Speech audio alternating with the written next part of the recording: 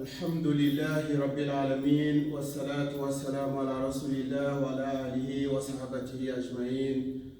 لا إله إلا الله وحده لا شريك له، له الملك وله الحمد وهو على كل شيء قدير.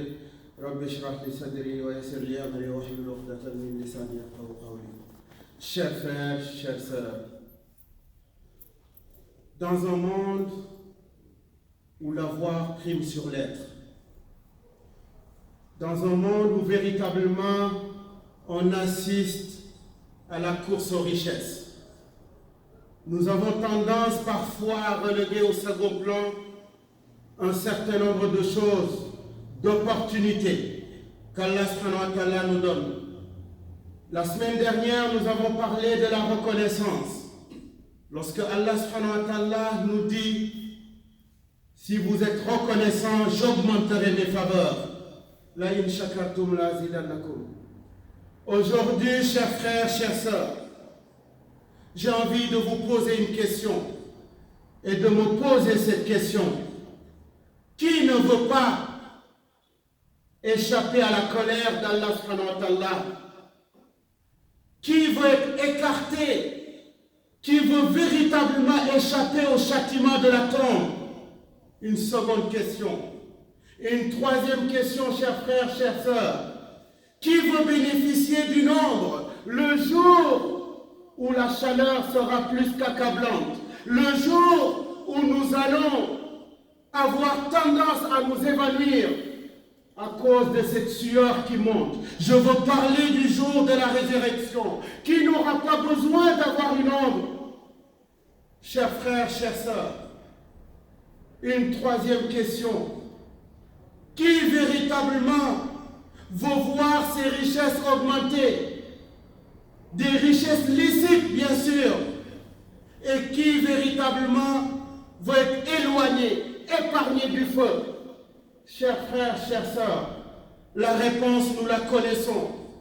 Nous tous voulons être écartés du feu, être protégés du feu, être protégés de la colère d'Allah subhanahu wa ta'ala. Pourtant, Allah subhanahu wa ta'ala, à travers son noble prophète, nous donne une opportunité. Chers frères, chères sœurs, quelle est cette opportunité? Avant d'en parler, je pose une autre question à moi-même et à nous tous. C'est quand la dernière fois qu'on a fait l'aumône? C'est quand la dernière fois qu'on a nourri un pauvre? C'est quand la dernière fois qu'on s'est occupé de l'orphelin, de cette femme veuve? C'est quand la dernière fois qu'on a participé à une œuvre de charité? Que ce soit creuser un puits en Afrique, que ce soit faire des distributions de dons alimentaires, c'est quand, chers frères, chères sœurs? Je parlais tout à l'heure de cette primauté de l'avoir sur l'être. Shaitan, à côté de ça, dans sa ruse, a tendance à nous faire reporter les choses, a tendance à te dire tu n'as pas les moyens. Il faut attendre, quand tu auras les moyens, tu vas aider les autres. Il aura tendance à te dire attention, tes richesses risquent de s'épuiser. Chers frères, chères sœurs, nous le savons à travers notre noble prophète qu'aider les autres, faire l'aumône, n'a jamais, au grand jamais, diminué une richesse. Au contraire, chers frères, chères sœurs, dans un hadith rapporté par Tabarani et authentifié par Cheikh Al-Albani dans son Sahih, numéro 1908, il nous dit l'aumône caché éteint la colère d'Allah subhanahu wa ta'ala. Chers frères, chères sœurs, ça doit faire réfléchir. Nous le savons, la colère d'Allah est terrible. Wallahi, elle est terrible.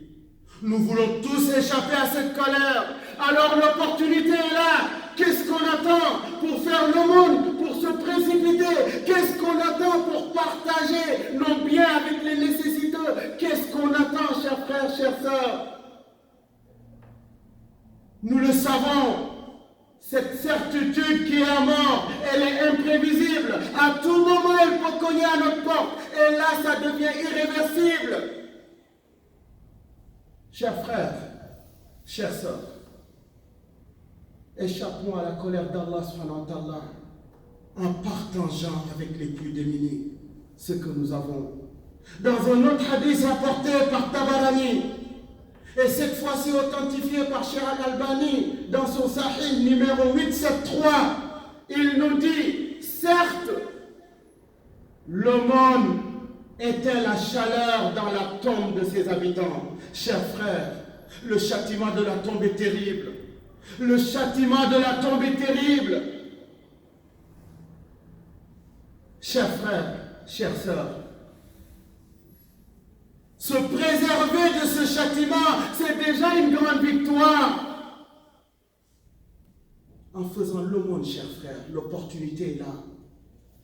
Pendant que dans le dunya, certains sont préoccupés par les investissements rentables, mais des investissements rentables qui vont rester ici, qui ne vont jamais partir avec nous dans l'au-delà. Essayons de faire preuve de discernement, de nous arrêter et de nous dire qu'est-ce que je peux investir aujourd'hui pour demain. Le monde est une porte d'entrée sûre et certaine, chers frères, chères sœurs. Ça ne s'arrête pas là. Dans ce même hadith de Tabarani, il nous dit, le prophète sallallahu alayhi wa sallam, certes, cet aumône va constituer une ombre pour le croyant le jour de la résurrection. Je l'ai dit tout à l'heure, ça dépasse l'entendement, cette chaleur accablante. Ça dépasse l'entendement humain, chers frères. Alors, faisons ce qu'on peut faire pour être écartés de cette chaleur et avoir une ombre le jour où il n'y a que le Tout-Puissant qui va décerner à qui il veut son ombre.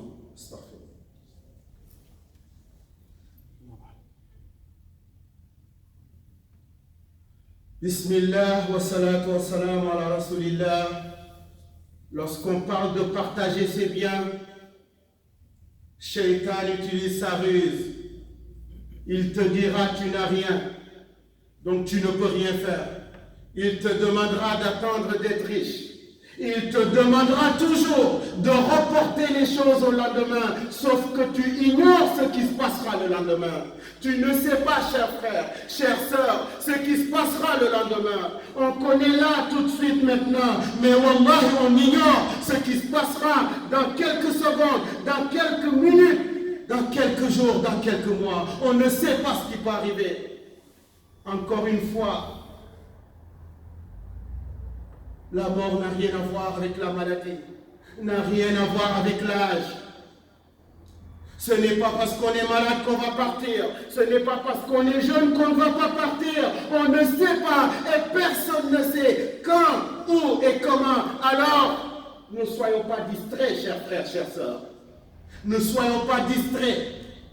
Profitons de ce rappel pour partager nos biens avec les autres. Pour partager nos biens avec les maisons d'Allah. Nous sommes dans une maison d'Allah qui, je suis sûr, a besoin d'aide. Combien de personnes ne mangent pas à leur faim? Peut-être même dans votre entourage proche. Combien de personnes sont dans le dénuement? Combien d'orphelins souffrent? Alors, chers frères, chères sœurs, partageons ce que nous pouvons et ce que nous avons avec eux, pour nous protéger de cette colère d'Allah subhanahu wa ta'ala, pour être éloignés du feu et pour avoir une ombre le jour de la résurrection. Et en réalité, chers frères, chères sœurs, en réalité, il ne faut jamais sous-estimer ce qu'on donne. Dans un hadith rapporté par Bukhari, dans son Sahih numéro 6539, il nous dit, protégez-vous, le prophète sallallahu alayhi wa sallam nous dit, protégez-vous du feu, ne serait-ce qu'en donnant, chers frères, chères sœurs, la moitié d'une date. La moitié d'une date.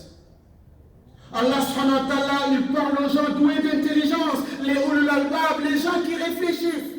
Chers frères, chères sœurs, qu'est-ce que ça veut dire dans le fond? La moitié d'une date. Alors tu n'as pas le droit, chers frères, chères sœurs, de dire je n'ai rien à donner. On te dit éloigne-toi du feu. Ne serait-ce qu'en donnant la moitié d'une date. Une grande opportunité, chers frères, chères sœurs.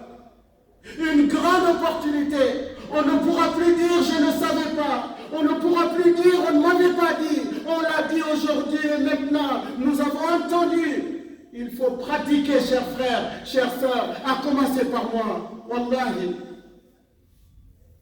Chers frères, chères sœurs,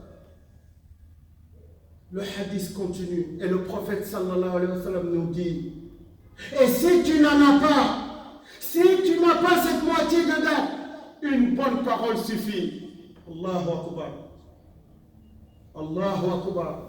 Une bonne parole suffit. Ça veut dire ce que ça veut dire, chers frères. Ça veut dire ce que ça veut dire. Il n'y a pas d'excuse. Il n'y a pas d'excuse.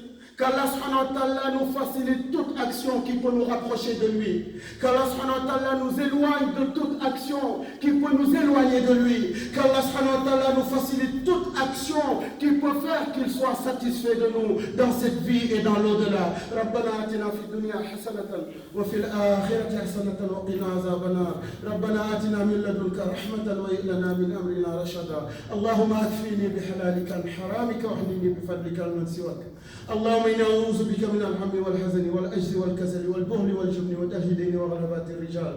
ربنا ظلمنا أنفسنا وإن لم تغفر لنا وترحمنا لنكونن من الخاسرين. ولا حول ولا قوة إلا بالله. اللهم صل وسلم على نبينا محمد. سبحان ربك رب العزة عما يصفون والسلام على المرسلين والحمد لله رب العالمين.